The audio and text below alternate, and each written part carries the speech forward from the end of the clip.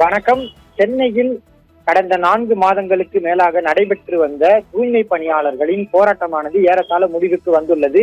சென்னையில் தூய்மை பணியாளர்கள் கடந்த ஆகஸ்ட் மாதம் இறுதியில் இருந்து போராட்டத்தில் இறங்கியுள்ளனர். குறிப்பாக சென்னை மாநகராட்சியின் தலைமை அலுவலகத்தை முற்றுகையிட்டு நீண்ட நாட்களாக போராட்டம் நடத்தி வந்தனர். அதன் பின்னர் நீதிமன்ற உத்தரவின்படி அங்கிருந்து அவர்கள் அப்புறப்படுத்தப்பட்டனர். இருப்பினும் தனியார் நிறுவனத்திற்கு தூய்மை பணியாளர்களை மாற்றுவதற்கு தொடர்ந்து எதிர்ப்பு தெரிவித்து போராட்டங்கள் சென்னையின் பல்வேறு இடங்களில் நடைபெற்று வந்தன. குறிப்பாக அம்பத்தூரின் 5வது 6வது மண்டலத்தில் உழைப்போர் உரிமை இயக்கத்தை சேர்ந்த பாரதி என்பவரின் முன்னெடுப்பில் தொடர்ந்து தூய்மை பணியாளர்கள் பல்வேறு கட்ட போராட்டங்களை நடத்தி வந்தனர்.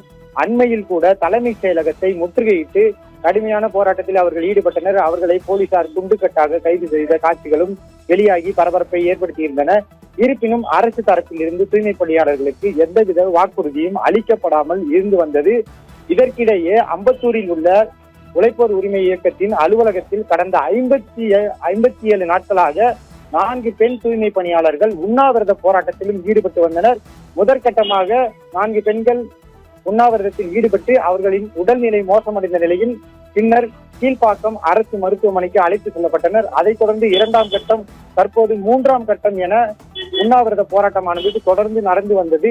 இதற்கிடையே உண்ணாவிரதத்தில் ஈடுபட்ட தூய்மை பணியாளர்களுடனும் அவர்களுக்காக போராட்டத்தில் ஈடுபட்ட உழைப்போர் உரிமை இயக்கத்தில் அவர்களுடனும் சேகர் பாபு மற்றும் சென்னை மாநகராட்சி மேயர் தரப்பிலிருந்து தொடர்ந்து பேச்சுவார்த்தைகள் நடத்தப்பட்டு வந்தன.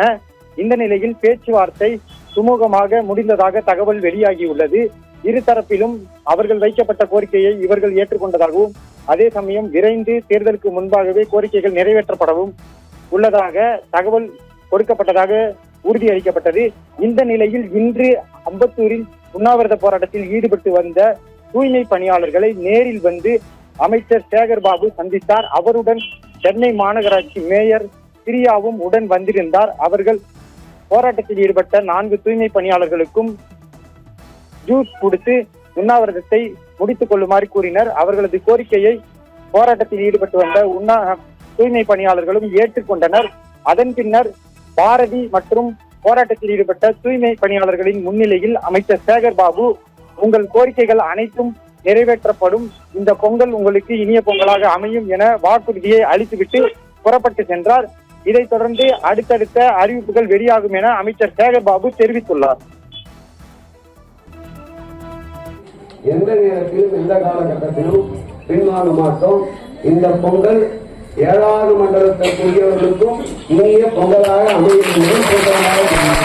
அவர் கொடுத்த அனைத்து வாக்குறுதிகளையும் நாங்கள் அவருக்கு உறுதியளித்த அனைத்து வாக்குறுதிகளையும் நிச்சயம் மாண்புமிகு முதல்வர் அவர்கள் நிறைவேற்றுவார்.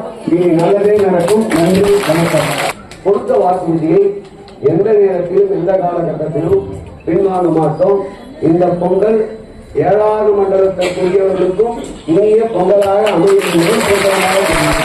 அவர் கொடுத்த அனைத்து வாக்குறுதிகளையும் நாங்கள் அவருக்கு உறுதியளித்த அனைத்து வாக்குறுதிகளையும் நிச்சயம் மாண்புமிகு முதல்வர் அவர்கள் நிறைவேற்றுவார். இனி நல்லதே நடக்கும். நன்றி, வணக்கம்.